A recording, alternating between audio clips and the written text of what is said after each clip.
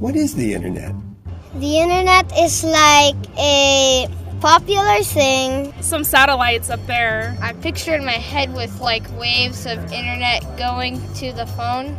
Somebody told me a cloud once. The internet is a lot like plumbing. It's always moving.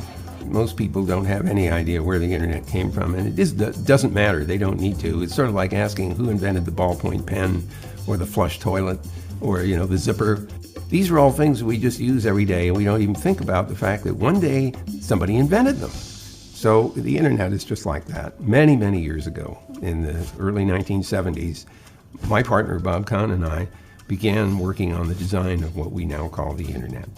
It was a result of another experiment called the ARPANET, which stood for Advanced Research Projects Agency Network. It was a Defense Department research project. Paul Barron was trying to figure out how to build a communication system that might actually survive a nuclear attack. So he had this idea of breaking messages up into blocks and sending them as fast as possible in every possible direction through the mesh network. So we built what eventually became a nationwide experimental packet network, and it worked.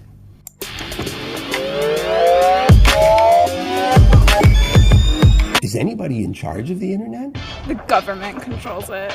Elves, obviously elves. The people who control the Wi-Fi, because then no Wi-Fi, no internet.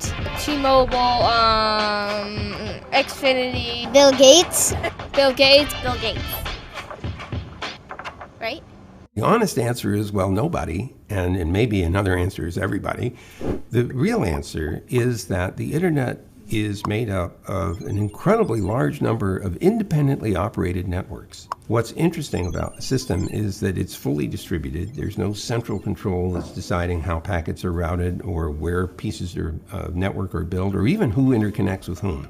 These are all business decisions that are made independently by the operators.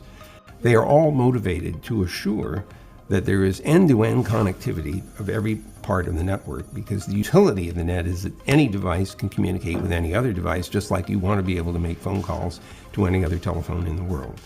There's nothing like this that has ever been built before. The idea that what you know might be useful to somebody else or vice versa is a very powerful motivator for sharing information. By the way, that's how science gets done. People share information.